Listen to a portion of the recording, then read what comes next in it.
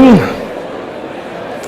A very warm welcome to all of you to the 14th Oppenheimer Research Conference, this year themed Preserving Our Precious Planet. A special thank you to Nicky, Strilly, Jonathan, and Carrie Oppenheimer for making this possible. And to quote Jonathan, our shared future depends on how boldly we act today to protect and restore our planet. And as you all know, there's no planet B. So a special welcome to the Honourable Minister of Environmental, Climate and Wildlife of Zimbabwe, Dr. Evelyn Ndlovu. Welcome. I thought we would take this moment just to think about and honour Jane Goodall, who was a presenter at this conference the year before last. So just a moment to share a thought for her and the wonderful contribution that she made to science and our understanding of the animal world. Great. Before we carry on, a few house rules. Many of you would have downloaded the app already. We got an email with the directions on how to download it. If you haven't, it's also in the App Store, ORC 25. You would have seen the emergency assembly point on the grass in front of the auditorium in the case, unlikely event of an emergency. There were also the medics. There's an ambulance as you walk in if anybody has any medical emergencies. Most of you, I see, would have found the bathrooms already. Bathrooms on the left, my left, your right, in the front of the auditorium. Please remember cell phone etiquette. Please keep your cell phones on silent or preferably off. Remember, smoking is forbidden. There are designated smoking areas on the grass behind the auditorium. Lunches will be served in a different location this year. They'll be on the grass in front of the auditorium. Please, you will note 3 exit points, 2 stairs going down onto the bottom, and then a ramp for those that need the ramp. Please use the recycling bins. We put a lot of effort to ensure that there's recycling from this conference, so please use those bins where possible. You will notice in your pack you were gifted with a mug. Please use that mug. You will see water stations at various locations along the auditorium. Please use the mug that's been gifted to you. Wi-Fi, those who need to connect, ORC 2025, and there's no password. Please do use the social media handles, Twitter, Facebook, LinkedIn. They're in the program. Please feel free to use them. As you know, this whole conference is live streamed, so please share that link with your friends who unfortunately could not be here. It's all on the Research and Conservation website, ogresearchconservation.org, and the whole program can be streamed from there. Just a reminder of the conference photograph at the normal place, just before lunch at 12:50, there from the pavilion on the grass in front of that. Presenters, please stick to time. We've asked that the chairs be very strict with time. We want to keep to a strict time schedule, and that all your presentations are loaded at the back before the session in which you are talking, and ensure that you are mic'd up, please, before that. You will also notice charge points at the back, so should you need to charge laptops, cell phones, please feel free. As I hand over to Nicky Oppenheimer for the introduction, I would like to express our gratitude and honor to Strilly Oppenheimer, who founded this conference in 2010. And many of you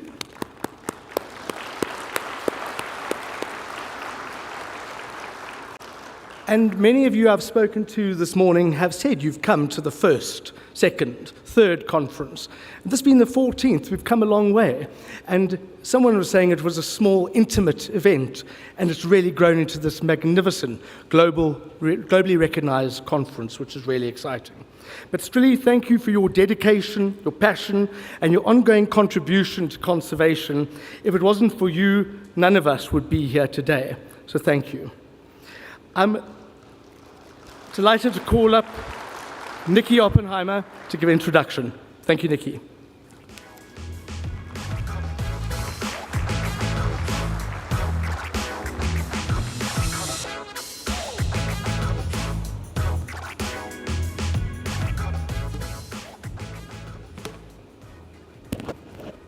Well, ladies and gentlemen, can I echo Duncan's welcome on behalf of myself, Strill, who you heard about, Jonathan and Carrie, who are here with us as well.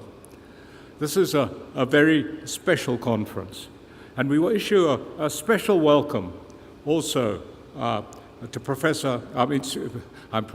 extra promotion, Dr. Evelyn Ndlovu, the Minister of Environment, Climate and Wildlife in Zimbabwe. It's a great pleasure to have you here with us, ma'am, and thank you for sharing the time. Working with nature is a really special thing, and it's really important and what motivates all of us here today. And it's really important, I feel, that when working with nature, we realize that we, Homo sapiens, if you can call it that, cannot dictate to nature. Nature was here before us, and I guess nature will be here after us as well.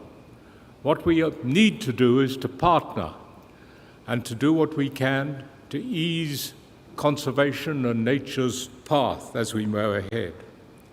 And Africa has such an important role to play in that process. I believe we're the real heartbeat of conservation worldwide. But as you will hear, and I hope learn through this conference, we have so much more. There's always more we can learn, and so also so much more that we can teach. And that becomes ever more important, what we're doing, and particularly in the inexorable move to urbanization. People, when they move to towns from the country, forget about the country all too quickly. People in London think potatoes grow on trees. And it is incumbent on all of us who are committed conservationists to make certain that those people who now live in the concrete jungle, removed from nature, with their feet no longer on the grass, that we never let them forget that conservation of nature and nature itself is the most important thing in the world, and we must never forget that. As we always say at this conference, it's really what's so great about it, in my view, is that there is such a wide diversity of opinions and talks and people. And it means that one can learn. You may be an expert in one field, but you may hear something from some speaker here which will touch a note with you and make you reevaluate, even to just a small extent, the way you think. And it won't only be the speakers who will cause that. It will be the interaction outside over lunch or looking at the posters, where you will find people who you can talk to from some completely different world and find you have things in common. So we all need desperately to learn from each other and to teach each other and then to teach the world. We have an important task here, and as this conference has grown over the years, as Duncan has said, it seems to me that even as the task we have has grown, so has the conference grown, and so has the reputation of the conference. And I don't doubt that following these 3 days, our reputation will be enhanced even further. It is a great pleasure to have you all here, and it is my pleasure to ask Dr. Evelyn Ndlovu to come and deliver the keynote address. And as I say, Minister, thank you for coming. It is a great pleasure to have you here with us. Enjoy the next 3 days. Thank you.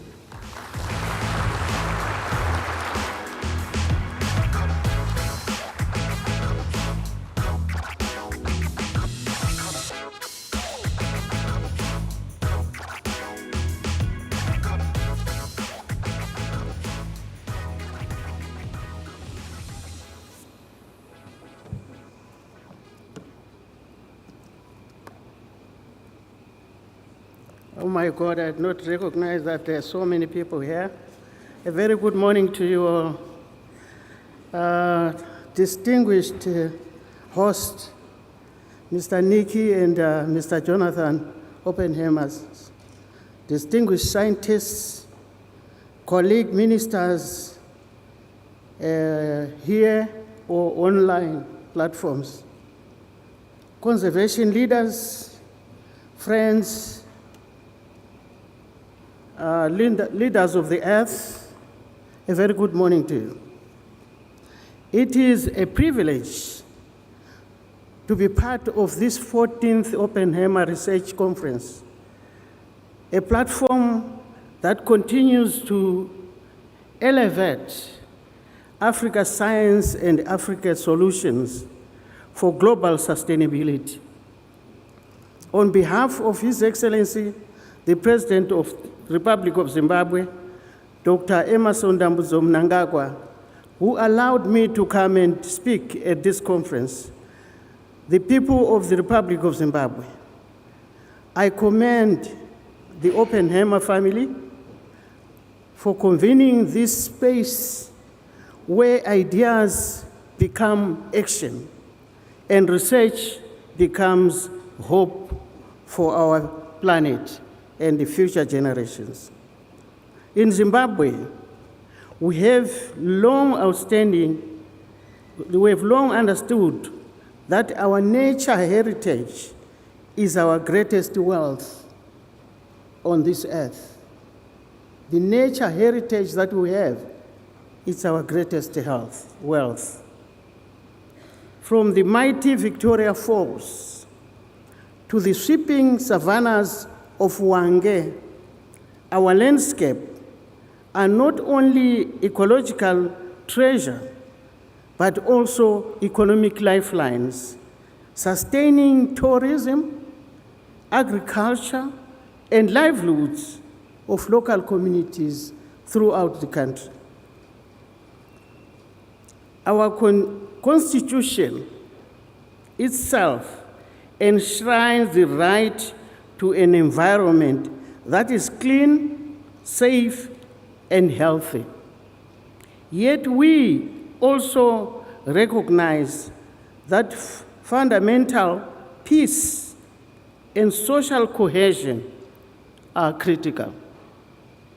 When the land is degraded, when wildlife is lost, and when weather becomes scarce, it is not only biodiversity that suffers. It is also communities who feel the pain of losing that biodiversity. Thus, our conservation efforts are not merely about protecting animals or trees. They are about safeguarding the social and precious planet and the total fabric of our nation.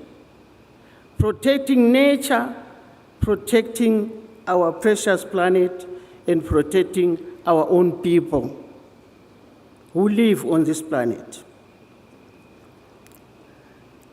To this end, Zimbabwe is proud to play an active role in regional and global environmental governance.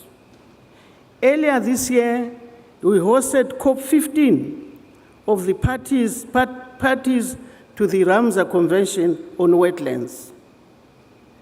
Ladies and gentlemen, as I was driving here, because I'm the president of 174 countries, as I was driving here, I was looking around the area where we were driving and looking at the wetlands. We are building just next to the wetland. We are suffocating wetlands. Is it good for us?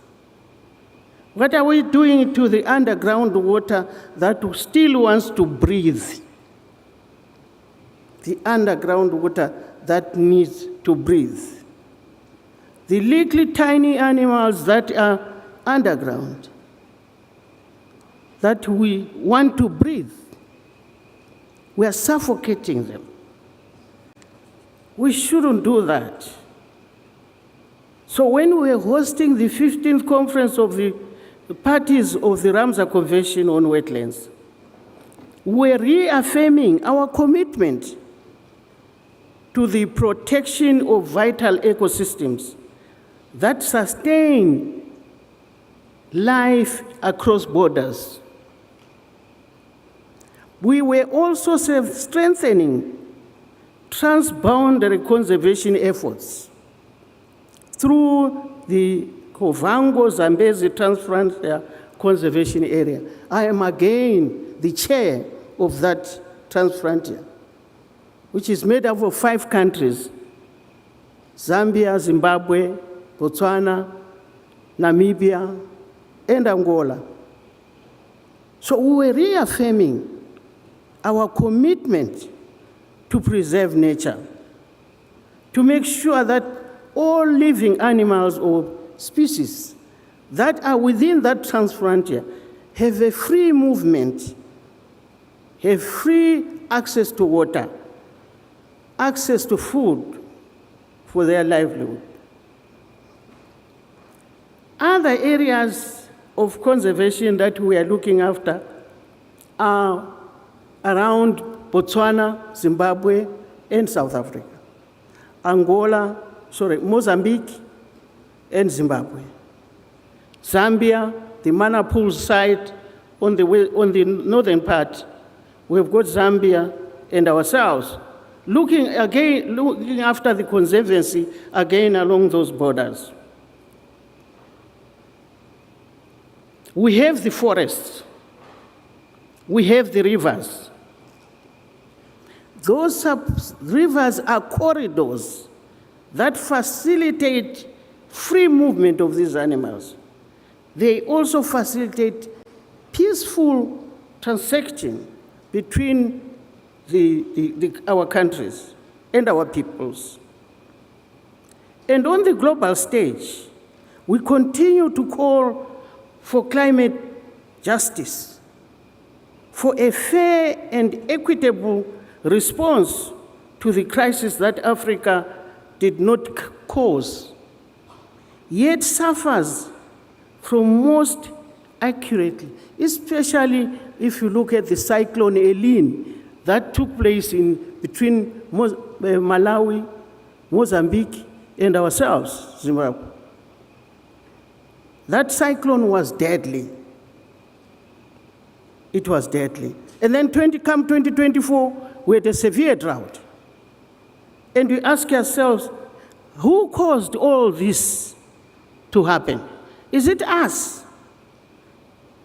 Yet we are planting trees. We are trying to conserve our nature. So human security is at risk now. Across our continent, innovation is reshaping conservation.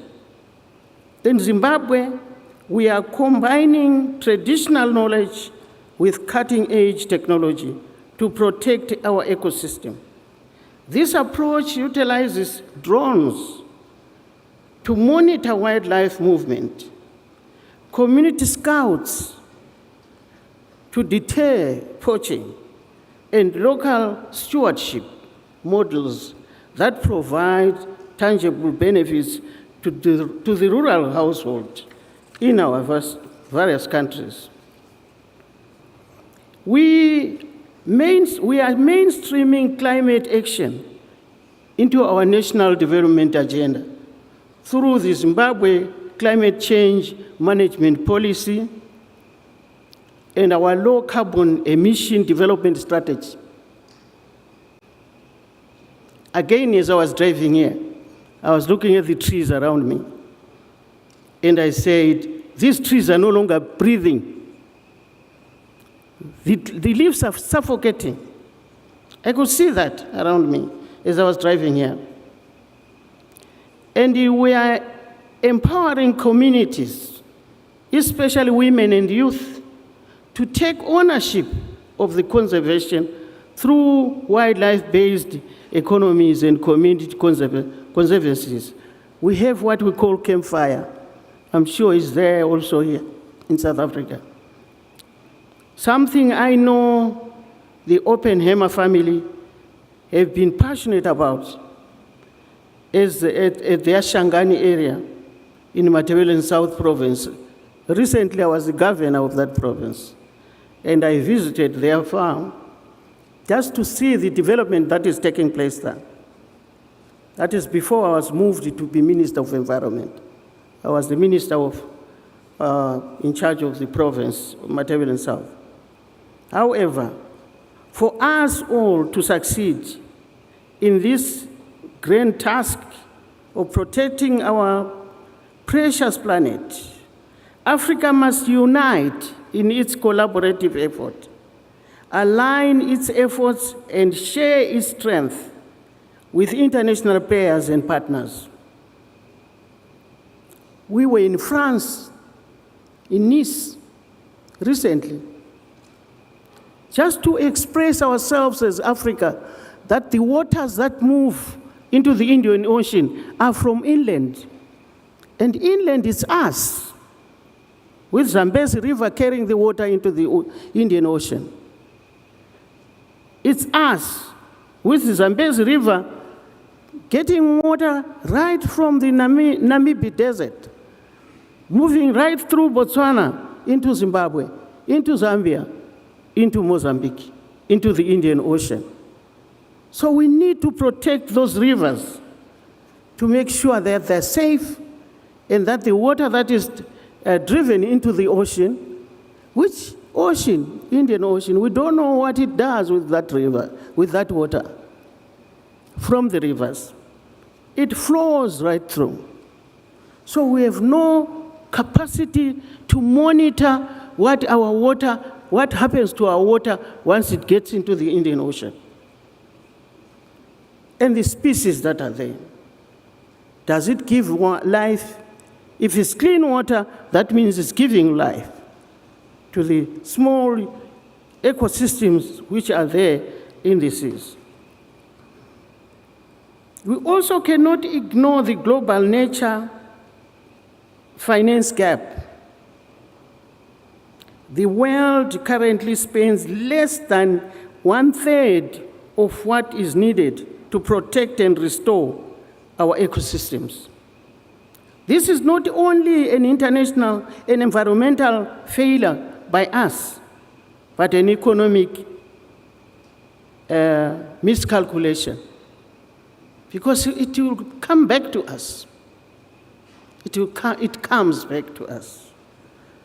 Without adequate financing, conservation becomes a form of charity rather than an investment, and progress will be fleeting if we don't become serious in terms of investment. We must therefore strategically move decisively towards sustainable, predictable, and result-based financing, where natural capital is valued as a critical asset for development. And this is practical at the farm in Shangani, because you can see development, see money plowed into the development of that farm, transforming it. And this is what we're talking about, transforming that place, to make sure that it's habitable for both people who are looking after the animals and the wildlife itself. And livestock, by the way. Investing in nature, in our wetlands, our forests, and wildlife estates is not a cost. It is a catalyst for resilient economies and a stable societies. And I urge all parties, public and private, philanthropic, to recognize this investment opportunity and prioritize nature. After all, over half of the global GDP is dependent on nature and its ecosystems. You can't divorce it from there.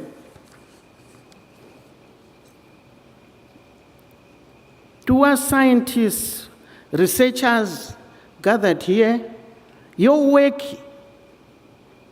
is the light that guides our policy development. If we don't have data, your findings will help us. Your data will help us to understand how ecosystems adopt and how communities can coexist with wildlife, with the forests, with the wetlands, and how they can mitigate and adapt to the realities of the warming planet that we're living in. I urge you all to stay curious and keep collaborating with every one of us to make sure that we succeed in our researches. As a policymaker myself, we rely on your insights to turn data into direction, to design policies, laws, frameworks, and incentives that make a real difference on the ground. Let us continue to bridge the divide between research and implementation, ensuring that every discovery fuels development and every innovative strengthens resilience of both all the ecosystems. And to my fellow policymakers, let us stand firm in our commitment to ensuring nature and climate stay on the highest political agendas in our respective countries. Friends, Africa holds many of the world's remaining natural frontiers, from the Congo Basin to the Zambezi Valley, from the Okavango to the Chimanimani. With this inheritance comes responsibilities. Let us act now so that they too can shine for eternity, so that they can multiply and continue to exist. I thank Oppenheimer family, the research group that are doing a good job for us, the conservation I'm thanking them for research that they're in this particular conference that they're doing now, for convening this, so that we look at this function as a development function, not just as a function where we come and listen to each other, but as a development function that brings together those great minds over the next few days, and for putting together a compelling and interesting program that I went through, one which will move that diet and provide answers to some of the world's most complex questions. Where are we going? What is the direction that we're taking? To the Oppenheimer family, for your long-standing support of this conference and for the championing investment in research and stewardship of the natural world, I say thank you so much. Asante sana.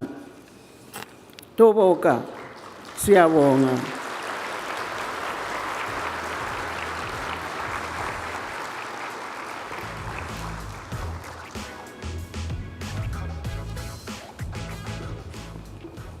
Thank you, Honourable Minister Ndlovu, for those inspiring words and that fantastic keynote address. It's my great pleasure to introduce our first plenary, Dr. Gladys Kalema-Zikusoka. She's the founder and CEO of Conservation Through Public Health. She's published over 60 articles and book chapters. In fact, 2 books. One is available outside. and that's called Walking with Gorillas, the Journey of an African Wildlife Vet. Her talk today, Integrating Health and People in Gorilla Conservation. Welcome, Gladys.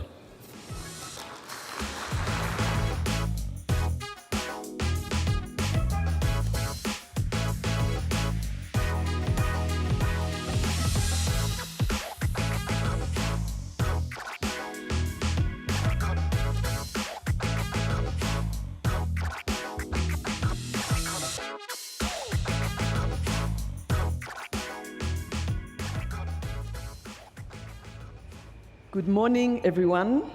I'm very excited to be back in South Africa. I was here 2 years ago on a book tour in Johannesburg, but I've also been to South Africa, often doing different things with different partners. I'm excited that Professor Andre recommended me to speak. We're doing some work together in Bwindi, looking at stress hormone in the mountain gorillas. I've been working with mountain gorillas for 30 years. I started off as a vet student in 1994, and I'm going to talk about my journey, integrating health and then people in conservation. And because of our unique approach to conservation, we've been humbled to receive a number of awards, which are on the screen, and I'm happy to be a Nat Geo Explorer, and I know people from Nat Geo are here as well.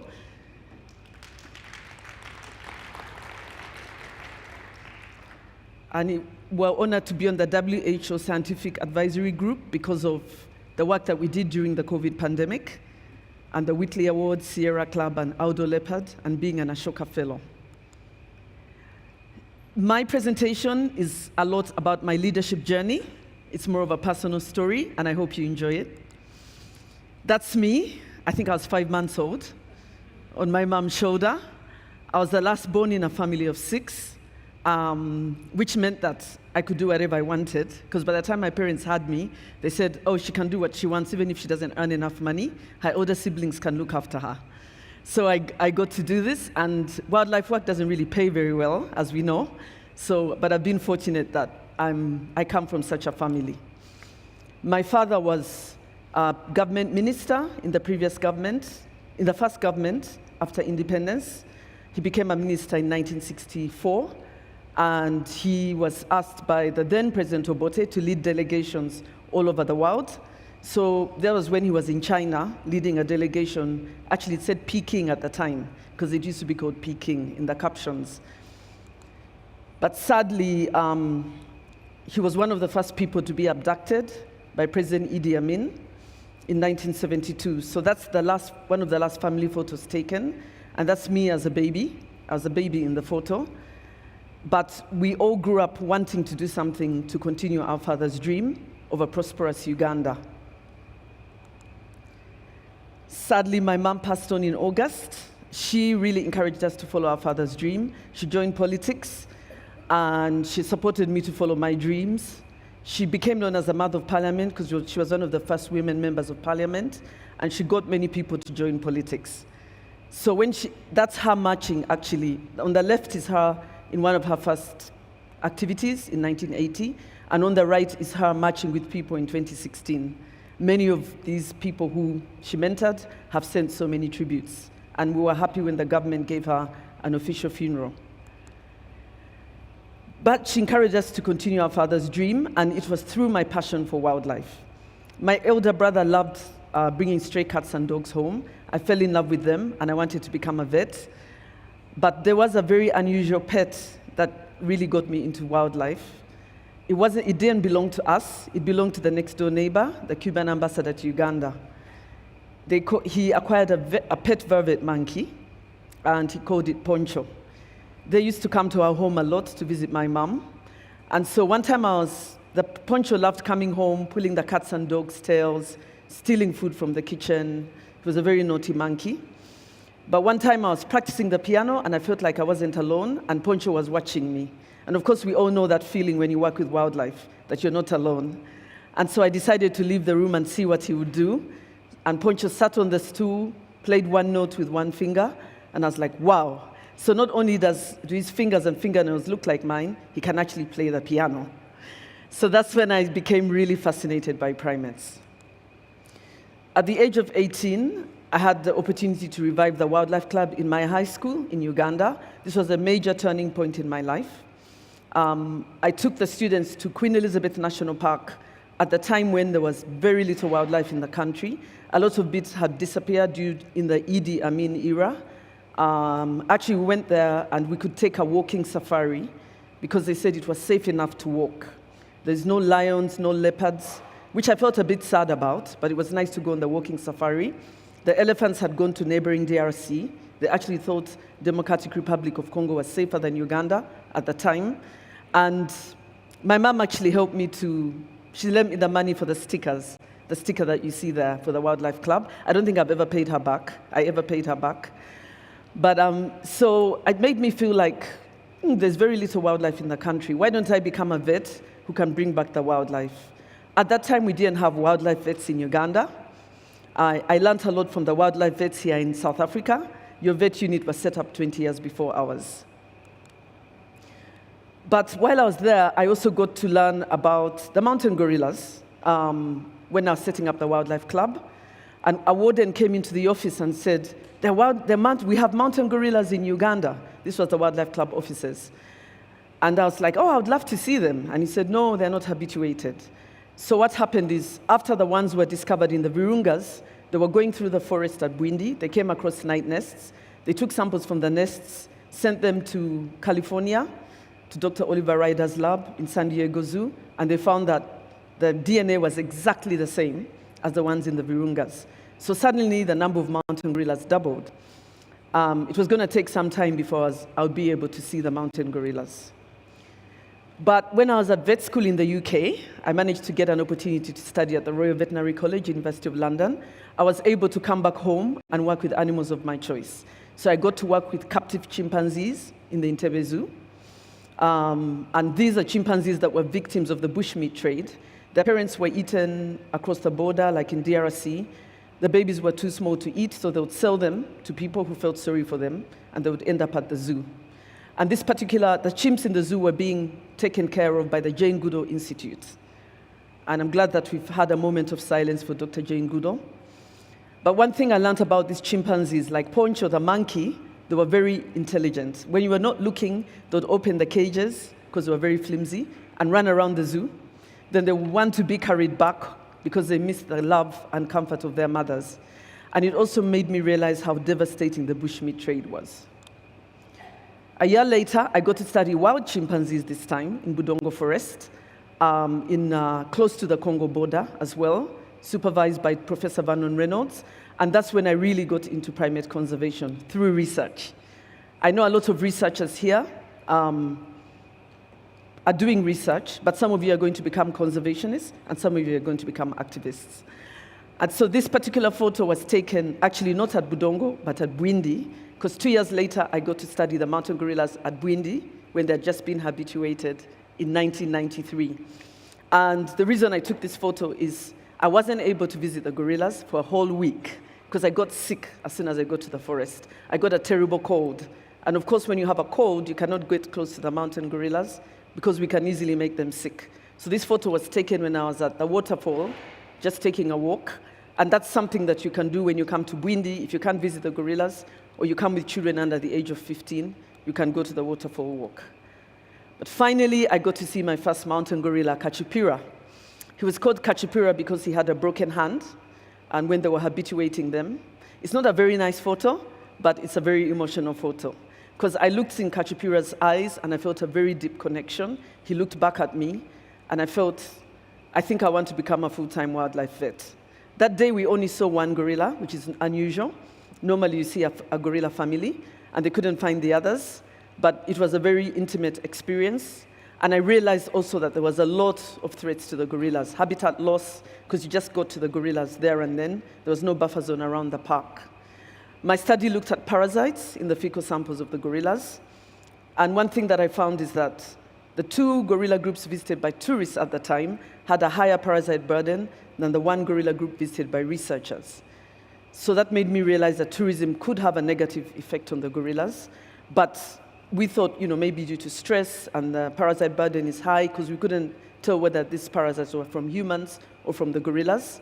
But also because I was based at the tourism site of the park, I got to see how tourism is helping the gorillas. A lot of the rangers who I worked with used to be poachers. We called them born-again poachers. They were hired by the park, the lodges were hiring people, and the whole community was changing because of the mountain gorillas. So I wrote to Professor Edroma, the head of Uganda National Parks, and I said, I want to become a vet. You want to become your first wildlife vet, and this is what a wildlife vet does. To my surprise, he sent me a letter 2 months later, snail mail, because there's no email those days, and said, your job is waiting for you. Could you imagine? So I started this very interesting journey. They had never had vets work treating wildlife in Uganda, so there was a lot of resistance whenever I tried to do an intervention, until we came to a conclusion with the conservationists and the wildlife managers that we will intervene with mountain gorillas if it's human-related or life-threatening. And so it was a whole journey of getting people to understand the importance of animal welfare within conservation and why we should intervene when it's human-related or life-threatening. And within 9 months of the job, the first case happened. It was a scabies outbreak. They reported to me that the gorillas were losing hair and developing white, scaly skin. So I contacted a human doctor friend of mine who also went to school in the UK. And I asked her, what is the most common skin disease in people in Uganda? Because she had come back to Uganda. And she told me, it's scabies. And I was like, wow. She said, yes, because low-income groups of people in Uganda don't have inadequate hygiene, and they often have preventable diseases like scabies. So I took a bottle of ivermectin with me to Bwindi. It was a 10-hour drive. And we got there, and we went with Dr. Richard Koch from Kenya, who had come to help us to look at vet needs for the Wildlife Authority. It was being supported by World Bank. And we got there, and he had seen cheetahs in Masai Mara that were visited by very many vehicles having sarcoptic mange, or scabies, and those that were not were okay. So we thought if it's scabies, it could be due to stress. But we took the samples, the gorilla even was scratching even under the ketamine anesthetic, treated that particular gorilla with scabies, with ivermectin, and then the next day, the baby gorilla was dropped by the mother. And the baby gorilla died, but the mites were still alive, and was eventually traced to the people living around the park who have very little health care. We also had interesting cases like a rectal prolapse, and we weren't sure whether they picked up a human disease that caused the prolapse. Kahara recovered from the operation, and it made us really think, where could they be picking up these diseases? The gorillas once they get habituated for tourism, they spend a lot of the time outside the park because they're going to places they used to range before gorilla tourism began. And their habitat was cut. So they tend to go to people's gardens. They like to eat the banana plants. They actually like the moisture in the stem, so they destroy the whole stem, and which really upsets the people because this is their livelihood. And then they put out dirty clothing on scarecrows to chase away gorillas, baboons, and other wildlife. And that's probably how they picked up the scabies. And so that's when my One Health journey began. Being the only vet in the organization at the time, everyone turned to me and said, I should start health education workshops in the local community to prevent the risk of human and disease transmission. So we developed these brochures with a designer from Kampala and went to the local communities to talk to over 1,000 people in 8 villages where gorillas are always coming out. And so we hosted a participatory rural appraisal workshop. I started off by telling them what the problem was, and I was about to tell them what the solution is, and the ranger touched my hand and said, let's hear what they have to say first. And of course, they had much better solutions than I was proposing for them. So that was a big learning experience for me as a young veterinarian who was used to solving people's problems. And a lot of what they proposed is what we used to start the NGO a few years later. A lot of people said that they wanted health services to be brought closer to them. If someone falls sick, they carry them over those steep hills to the nearest health center. There's hardly any transportation, and they have to drive 20 miles to get somewhere. They also wanted continuous health education, continuous being told. They wanted to have the same health education we did, and they wanted support to community volunteers who had gorillas away from community land. At that time, we used to call them human and gorilla conflict resolution teams. These little boys were supposed to be in school, but they were herding goats outside the garden, just next to the gorillas. And as long as you have poor people, you wouldn't be, gorillas were always going to be compromised, and people were always going to suffer. So I did a zoo medicine residency in North Carolina, and I was able to work with captive gorillas in zoos, very sophisticated equipment. But I was also able to come back to Uganda and look at TB at the human-wildlife livestock interface. I actually worked with a vet from South Africa, Dr. Roy Benjis. While I was working as a first vet at the Wildlife Authority, we did a study, and then we went back and I did another study with students, and we found out that the cattle that were grazing next to buffalo had picked up TB, and then the buffalo had maintained the tuberculosis, and people were getting M. bovis by eating buffalo or drinking milk from cattle that graze with buffalo. We also found that in Bwindi Penetrable National Park, people had tuberculosis, but they were not getting proper treatment because the health services were not well set up, and some of them died during my study. And of course, if it spreads to the gorillas, you can't do very much. So all of these experiences led us to set up conservation through public health. The issue of habitat loss was always going to be there.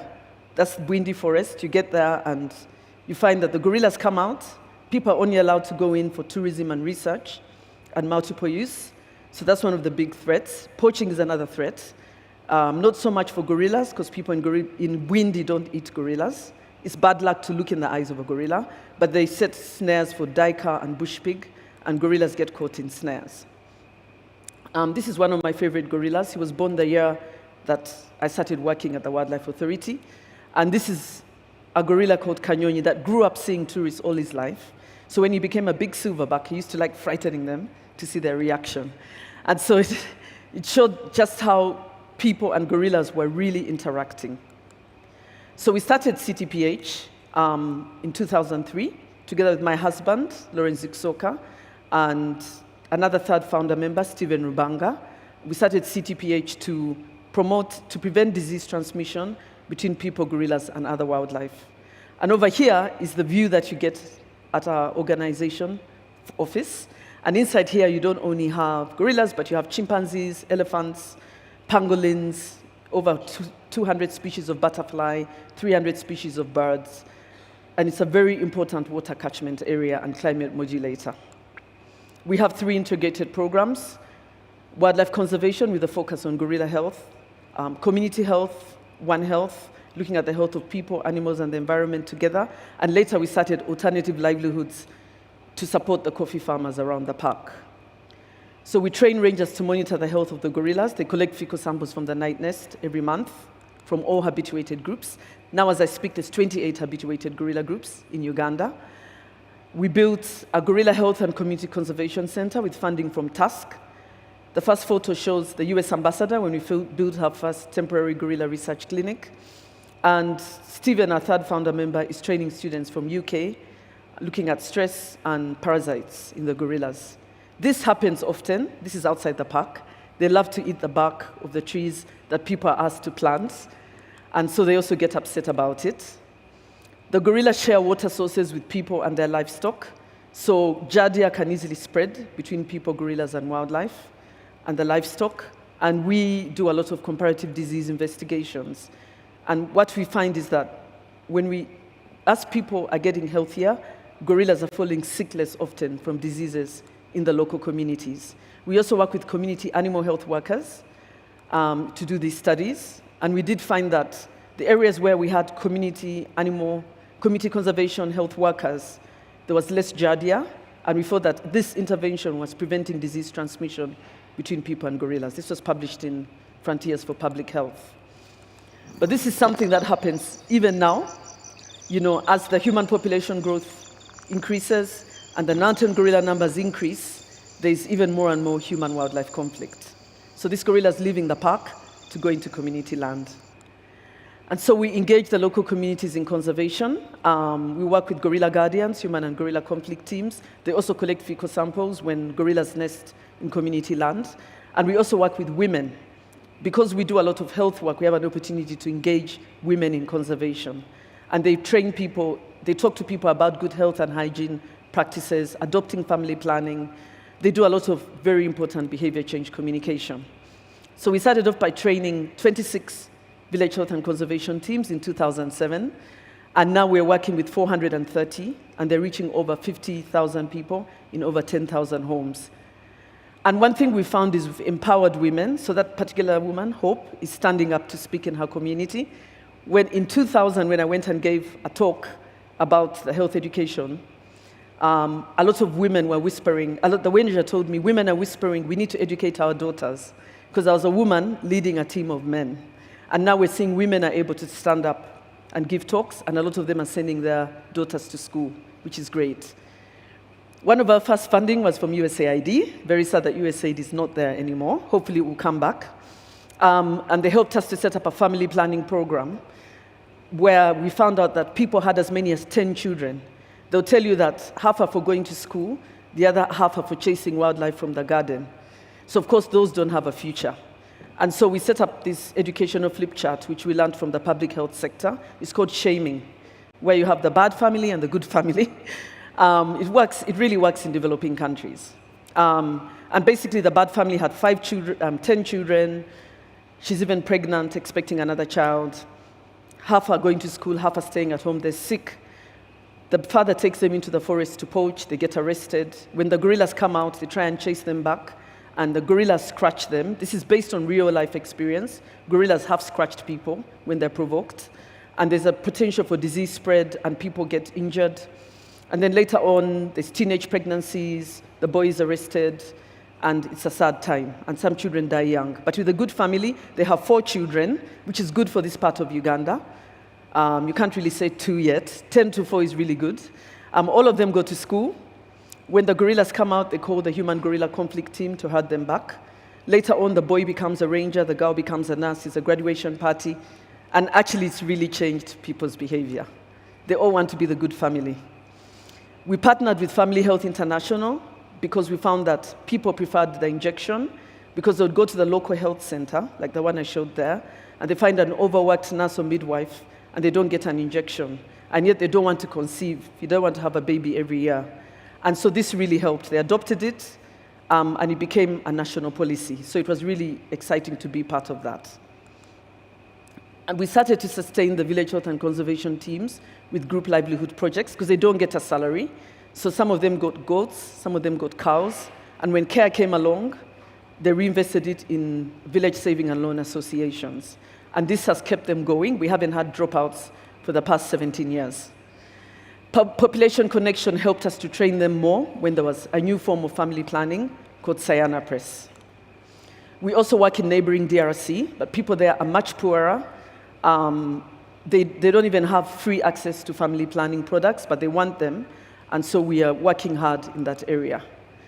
And some of the research studies that have led to policy change, on top of the one of getting injectable depot all over the country, and FHI took it to other countries as well, we advocated to the government for a national population health and environment network and a national One Health platform, and now they're there. They're owned by the government, and they lead it. Then we did a study with a student from UK. In 2010, we asked her to interview tourists to see whether they're willing to put on masks because people were getting too close to gorillas.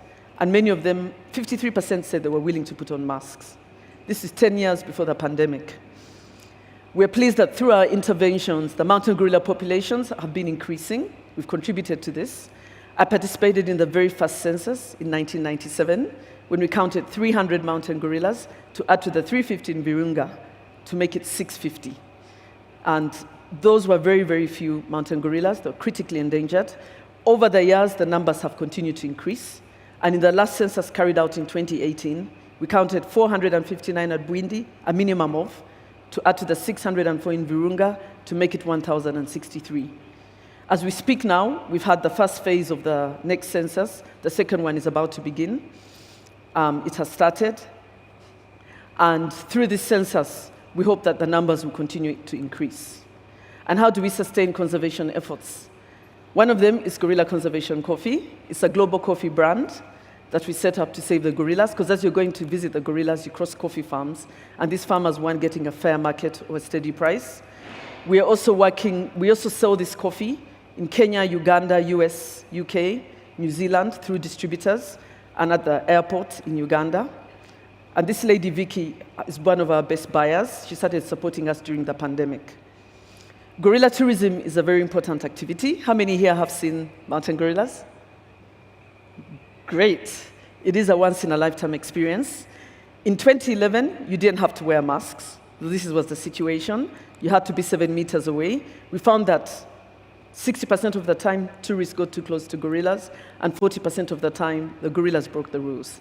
So we realized we needed to do something about it. And when the pandemic came, mask wearing became mandatory. And we also tested the gorillas and carried out a lot of education. Through our pre-existing village health and conservation teams and gorilla guardians, we're able to mitigate COVID in the mountain gorillas and prevent the mountain gorillas getting COVID. But sadly, a gorilla was killed by a hungry bushmeat poacher who wasn't poaching gorillas, but duiker and bush pig. And that's when we realized that we needed to start supporting the local communities. And we set up ready-to-grow programs where we provide fast-growing seedlings to the most vulnerable communities. The poacher's wife was one of the beneficiaries because her husband went to jail for 11 years, and she was very poor, with 3 children under the age of 3, and she was only 22. So now we've started a model household approach where we try and make sure that we have ideal indicators, and where people with 9 out of 12 ideal indicators are green, and less than 4 are red. And over time, we've been seeing that the numbers of ideal indicators have really grown, and we're very excited about that. So responsible tourism is something I'm really passionate about. Not only must you put on a mask, but you must also give back to the community. And we launched the policy brief at the first Africa Protected Area Congress in June. We're pleased to continue to engage women in conservation. We now have women gorilla guardians and women rangers, and I'm on the Leadership Council for Women for Environment in Africa. We're also strengthening African leadership in primate research and conservation, and started the African Primate Society in 2016 and hosted the second conference in Entebbe in 2019, which was very exciting. We hosted the US ambassador to trek the mountain gorillas and the Queen of Buganda, and I took my mom to the gorillas when she was 70 for the first time, which was really good because she used to think they were very scary. She wrote a book about her journey as a politician, and our youngest son wrote this article during the COVID pandemic. And when he turned 15, he was able to visit the mountain gorillas. And his older brother wrote a book, Zookeeper, for a week. We continue to engage children through support from National Geographic. And I was excited to be a UNEP Champion of the Earth and on BBC 100 Women, and to get an honorary doctorate. Exclusive Books did a book talk 2 years ago, and we're really pleased that Dr. Jane Goodall wrote the foreword for the book. May she rest in peace. And the last thing I'll talk about is we have a big issue with not having enough space for the gorillas. And so we've interviewed landowners, and we want to expand that part of Bwindi so that we have a bridge between the south and the north-south, the north part of the forest, and we're raising a lot of money for that. So we look forward to partnering with you. Come and do some research with us at Bwindi. We're excited to be featured on Call to Earth this year. And for more information, please visit our website. I'm here with our communications manager, Cosmas, and he can also provide more information on our organization. Thank you so much.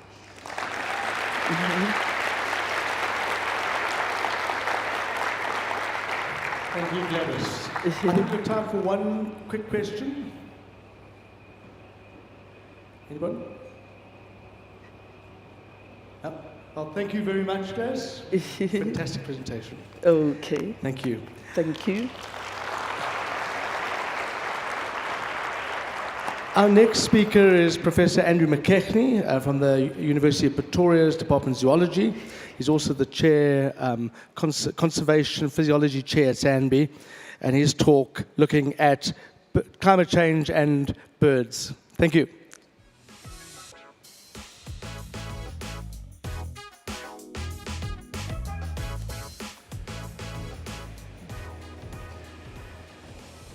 Morning, everyone. So this morning I'm going to be talking to you about the Hot Birds Research Project. It's a research program that focuses on the impact of climate change on birds and terrestrial ecosystems. It's one that I've been co-leading for the last 16 years with Susie Cunningham at the University of Cape Town.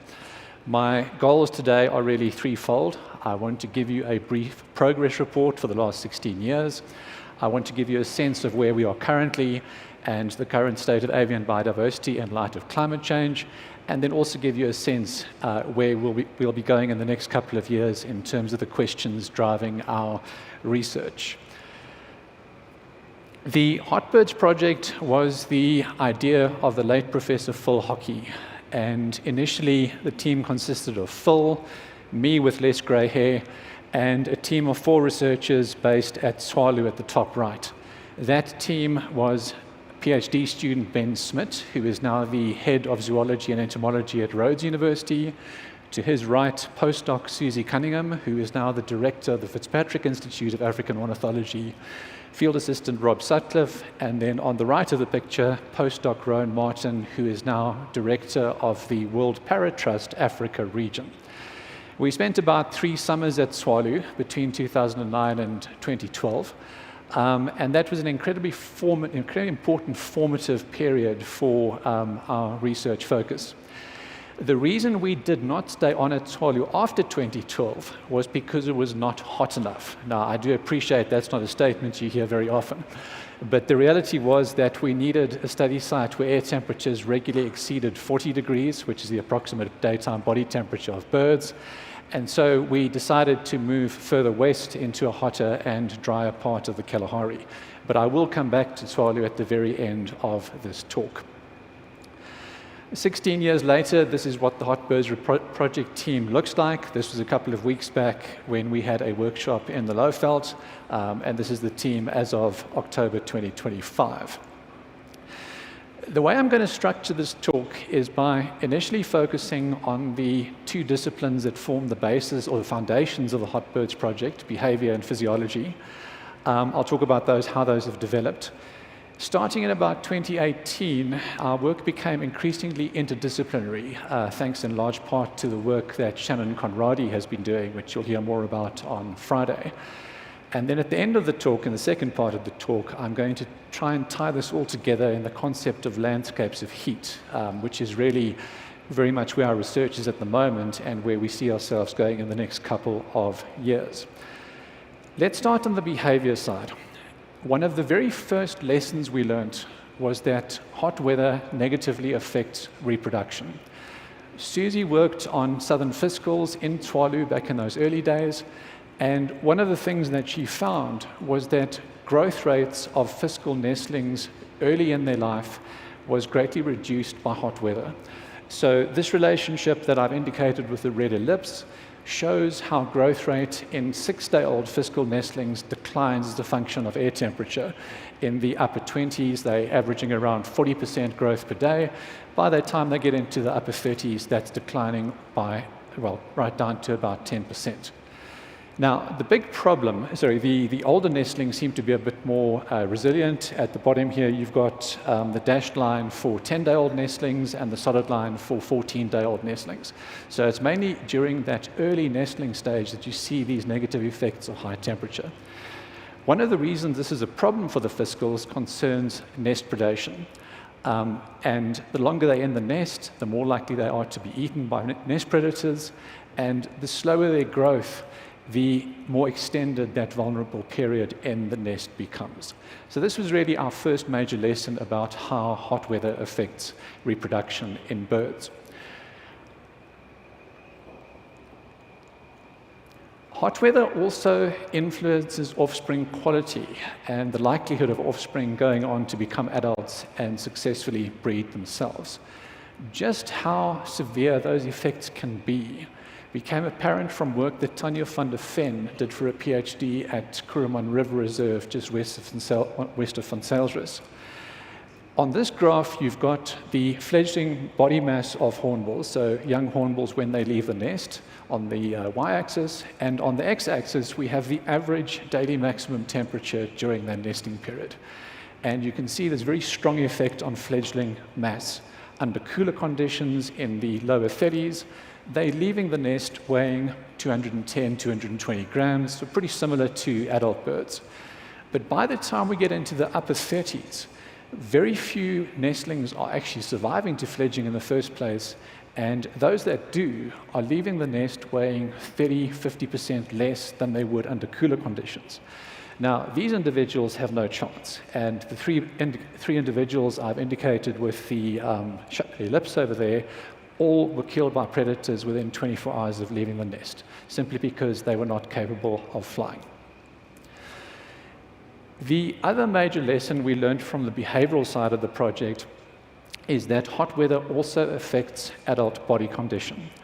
And this particular fitness cost became apparent from a study of pied babblers, southern pied babblers at Curriman River Reserve, which Mandy Ridley and her team had habituated to the presence of human observers and even trained these birds to weigh themselves by jumping onto an electronic scale in return for a small food reward. That's what's going on in that photo at the top left over there. By weighing the babblers first thing in the morning, before they began foraging, and again last thing in the evening before they returned to their roost, Kate Duplessis and her co-authors were able to collect this data set and show that body mass that the babblers gain during the day while foraging declines linearly with increasing daily maximum air temperature. So the y-axis is percentage change in body mass, and the data there are increases in body mass during the day. Under cool conditions, the babblers are typically gaining about 5% of body mass a day. By the time we get to 40, that has dropped to 0. The horizontal red dashed line is overnight mass loss, which averages about 4%, irrespective of the daytime temperatures. And so what this creates is a situation where on days hotter than around 35, 36 degrees, on average, the babblers are losing more mass overnight than they are gaining by foraging between sunrise and sunset. And so every 24-hour cycle is associated with a small net decline in body mass. Now, the problem comes in during sustained heat waves. If a bird is losing 4% of body mass every day, it's not going to be that many days before it gets into serious trouble. And so this was one of the second major lessons we learned from the behavioral side. These fitness costs of hot weather, declines in body mass, decreased nesting success, have shown up in pretty much every single species we've worked on so far. These are the species that we have collected data for in the last 16 years. The only exception seems to be the fork-tailed drongo. Ben Murphy's PhD showed very clearly that nestling growth rates are not affected by hot weather. We have no idea why this is the case. We do know that the same thing seems to happen in European rollers breeding in Portugal. And so one of the questions we need to tackle in the next couple of years is what makes the small number of species so much more heat tolerant compared to many others. That brings me to the physiological side of the Hot Birds project, and this is work that is centered in my lab at the University of Pretoria. We really got going with this in 2012 when Blair Wolf at the University of New Mexico, Todd McWhorter at the University of Adelaide, and I secured a grant from the National Science Foundation to understand the physiological mechanisms responsible for birds varying tremendously in their ability to handle extreme heat. This was a mobile laboratory that we built a couple of years back and which we've used everywhere from Namaqualand to the East Coast. Our first major physiological lesson was just how birds differ in terms of their sensitivity to extreme heat events. What I've shown on this graph is the maximum evaporative cooling capacity of different groups of birds. And what that ratio on the y-axis is essentially the maximum ratio of evaporative heat lost to the environment divided by metabolic heat production. Now, the passerines on the far right, or the songbirds, which represent about 55% of birds on Earth, have a relatively modest ability to deal with extreme heat. They average around 1.7, which essentially means that they can dissipate up to about 170% of their metabolic heat evaporatively. That's the physiological basis for keeping body temperature below environmental temperature. So pretty modest capacity. If we look at the pigeons and doves, the columbids in green, they average around 3, so they're much better equipped to deal with extreme heat than the passerines are. The nightjars, second from the right, from the left, sorry, in red, as with so many aspects of their biology, are just weird and are one of the most heat-resistant groups of birds on the planet. But I want to focus on the passerines again, because the prediction that we can make based on their thermal physiology is that songbirds should be particularly vulnerable during extreme heat events. And when we see these mass mortality events during heat waves, the passerines should be the most severely affected. Now, unfortunately, that prediction was tested in rather dramatic fashion here in South Africa for the first time that we know of in November 2020, when a severe heat wave struck the Pongola area of northern KZN. This bottom panel shows the daily maximum temperature during the first half of November of that year, and after several days in the upper 30s, on the 8th of November, temperature went right up to 43 degrees in Pongola town. The top panel is the 24-hour air temperature trace from the local weather station, and what's important there is how air temperature exceeded 40 degrees by about 11 o'clock in the morning and remained above 40 until 4 or 5 in the afternoon, so about 5-6 hours above 40 degrees. While this was happening in Pongola town, field rangers in the nearby Pongolo Nature Reserve, where temperatures hit 45, started noticing dead and dying birds. And when they searched an area of the reserve the next morning, they searched about 1% of the reserve's total surface area, and in that search area, they found 46 carcasses, of which 44 were passerines. The species most severely affected was blue waxbills, which represented about 50% of the mortalities. So a very dramatic real-world example of how these differences in heat or thermal physiology affect what happens to birds during the extreme heat events that are becoming increasingly common. So by the 2020s, we felt we had a fairly good handle on the thermal physiology of desert birds. And so we've turned our attention in the last couple of years to birds in forests, ranging from humid lowland forests around Richards Bay and St. Lucia, all the way through to cooler Afro-montane forests in places like Magubus Kloof, where these photos were taken. And as you can see from this photo on the left, we've had to learn some very different research techniques compared to the ones we used in our earlier days in deserts to work in these forest habitats. The reason we are so interested in forest birds has to do with humidity. And the second major focus of this physiological work has been understanding how humidity affects birds' ability to avoid heat stress under very hot conditions. Now, just to illustrate how severe an effect humidity can have in these forest environments, I'm going to show you some data that Bianca Coulson collected as part of her master's on trumpeter hornbills. On the left graph, we've got hornbill body temperature as a function of air temperature, and the dashed line is the line of equality, the one-to-one line. On the right-hand side, we've got that same ratio of evaporative heat loss to metabolic heat production I introduced you to earlier, again as a function of air temperature. Now, these data that are plotted here in the orange line were measured under dry conditions, so a humidity equivalent to a relative humidity of 12% at 40 degrees Celsius. Now watch what happens when the hornbills experience humidity levels similar to the hottest, most humid days that have occurred on the KZN North Coast in the last 20 years. The differences are not exactly difficult to see. There's nothing subtle about this effect of humidity. Under these very humid conditions, they cannot keep their body temperature below air temperature. That's what you can see on the left. And their capacity to dissipate heat evaporatively is essentially removed. The highest ratio that they achieved was a rather pitiful 0.3.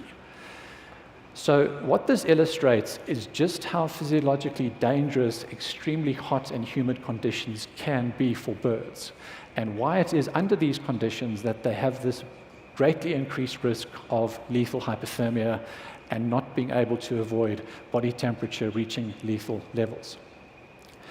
By understanding the effects of humidity on heat tolerance in birds and their ability to cope with these extreme heat events, we can start modeling what the future might hold for them. Blue wax spores, you remember these were nearly 50% of the mortalities in Mongolia. We then went and worked on these birds, and Nasli Little did a master's where she quantified these effects of humidity and then projected what things are going to look like for the wax spores by the end of the century. So both of these maps show projected exposure of the wax spores to conditions associated with lethal hypothermia by the end of the century. On the left, we've got dry air conditions. On the right, we've got humid conditions, around 41% at 40 degrees.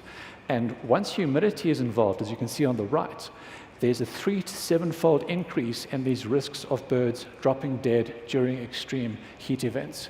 And large parts of northern Kruger are going to become very problematic, as are parts of southern Mozambique and the Zambezi Valley in particular. So humidity has a massive role to play, and this perception that forests are these benign, physiologically unchallenging habitats turns out not to be the case at all. So that's the first part of the talk. I've given you a very brief insight into the major lessons we've learned from the physiology and behavior side of the project, and these were the disciplines that formed our foundations. What I'm going to move on to now is this concept of landscapes of heat, where a lot of our current work is taking place. Many of you in this room will be familiar with the concept of landscapes of fear. The idea that animals avoid areas of high predation risk or high perceived predation risk, sometimes at considerable costs to themselves in terms of foraging opportunities and so forth. I suspect many of you are also familiar with what happened when wolves were introduced into Yellowstone and how changing that particular landscape of fear led to profound ecosystem level consequences. A couple of years back, Susie and her co-authors proposed the landscape of heat.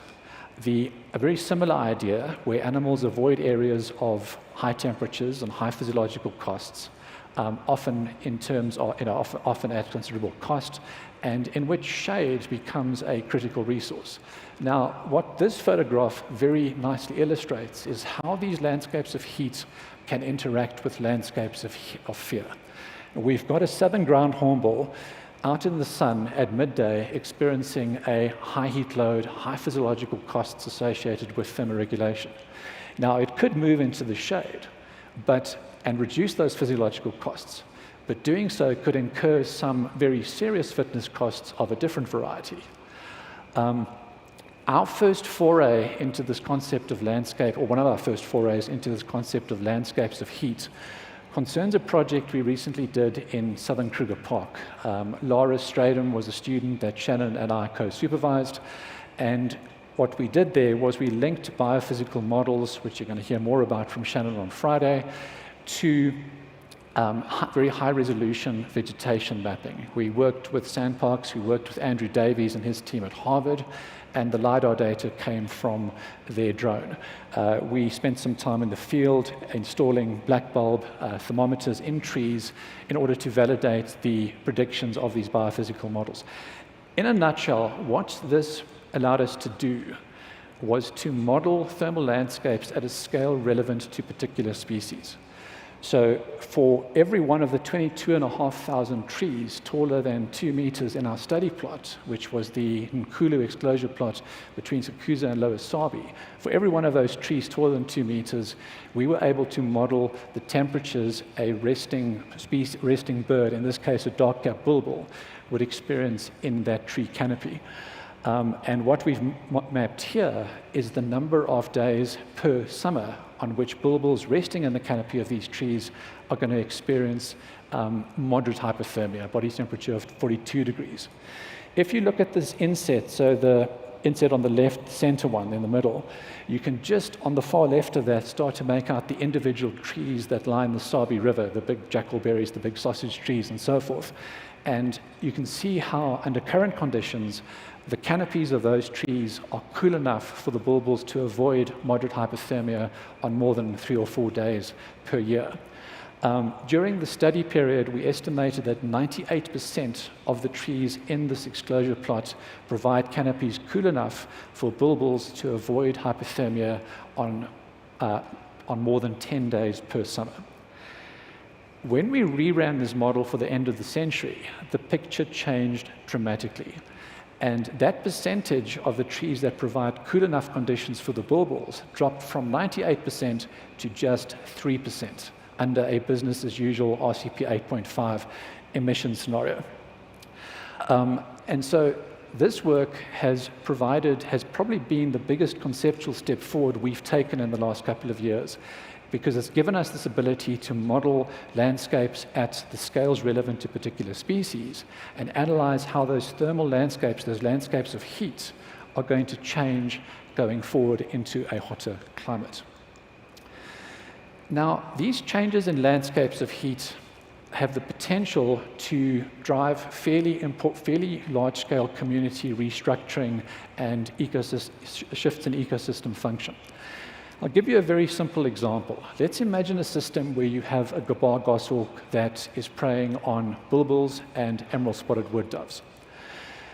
We know that passerines are very heat sensitive. We know that doves are very heat tolerant.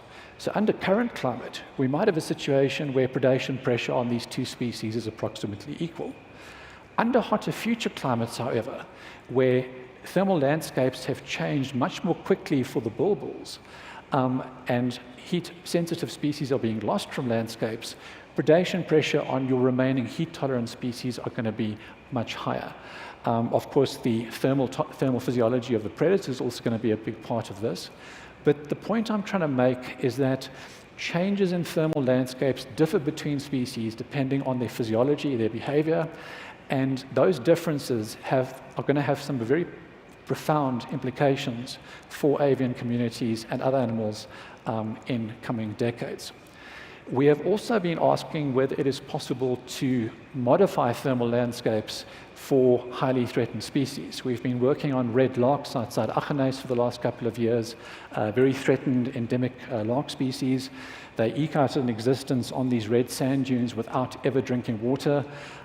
We know that they are one of the species in which high temperatures do drive these declines in body mass. And so late last year, an honest student in my group, Anton Schultz, went out to the site and deployed some very basic shaders, basically pieces of irrigation tubing that we'd cut into 1-meter sections, and asked the question, will red larks in this landscape use the high-quality shade that we've provided in this way? The quality of this shade is much higher than you're going to find under the shrubs that make up the vegetation in this landscape. It took the red larks a while, but they did eventually start making use of the shade. This was one individual that began foraging in the shaders. Other species loved it. Fawn-colored larks were there very quickly. They would sometimes spend the entire day in the shade. And so this study, simple as it may seem, does at least support this idea of potentially manipulating thermal landscapes and buffering threatened species from the costs associated with very hot weather. The final take-home message I want to leave you with is that in terms of the impact of climate change on birds in South Africa and globally, things are getting real. At the very first of these conferences in 2010, I gave a talk on how increases of these heat-associated mortality events, how the risk of those mortality events was going to increase. And I remember someone coming up to me afterwards and telling me that I sounded like a prophet of doom. 15 years later, to be quite honest, I'm beginning to feel more like a chronicler of doom. We're seeing an increasing number of papers appearing with titles like these, reporting large declines in bird populations, even in intact habitats with a negligible human footprint, other, of course, than climate change. This paper at the bottom right came out within the last 2 months. The authors found declines of 25 to 30% in the populations of tropical birds that were attributable to intensification of extreme heat events. And what they also found was that passerines have been showing larger declines, more pronounced declines, than many non-passerines, just emphasizing the importance of that physiological understanding for predicting global changes. To wrap up, I'm going to come all the way back to Tswalu, which, as you'll recall, was not quite hot enough for our liking back in the early days of the Hot Birds project. This was a conversation that part of a conversation that Ben Smith and I had in December last year, when Tswalu had several days above 40, reaching a highest of 43.4 degrees. And as Ben says, just imagine where we're going to be in another 15 years' time. On the right, at the same time, this was in December last year, these were the temperatures in the recorded maximum air temperatures in the Lowveld. If you can't see the numbers from the back of the room, Palabora was 45, and essentially all of northern Kruger was either 45 or 46 degrees. 25 years ago, I had to go to the Sonoran Desert in the US to experience temperatures like that. And with that, I will thank all of you for your attention, and I will thank the various organizations that have contributed in a multitude of ways to the success of the Hot Birds Research Project over the last 16 years. Thank you. Great, thanks, Andrew.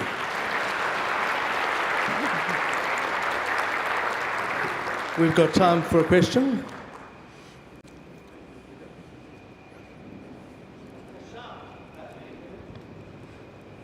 Hi, thanks, Andrew. Duan Beg's question, what's your sense, or have you thought about or modeled the inverse relationship between temperature and humidity that's well established? How would that play out in especially forest systems? Thank you. Okay, so a lot of areas are going to get drier. I mean, there's no question about that. But I think what you're going to see during the wet seasons is that humidity is going to increase as a consequence of air temperature getting higher. Most of the projections I've seen support the idea that relative humidity is going to stay approximately constant. And so therefore, as temperatures increase, absolute humidity is going to increase with it. Thank you, Andrew. If you have any more questions for Andrew or Gladys, please see them in the break. Thank you, Mo. Thank you very much. I just want to mention this book, Birds on the Brink, where Alan Lee and Shamisa Banda. They are sitting outside, and I think it's a fantastic book which links very much to what Andrew just spoken about. So can everyone be back at 10:02? Thank you.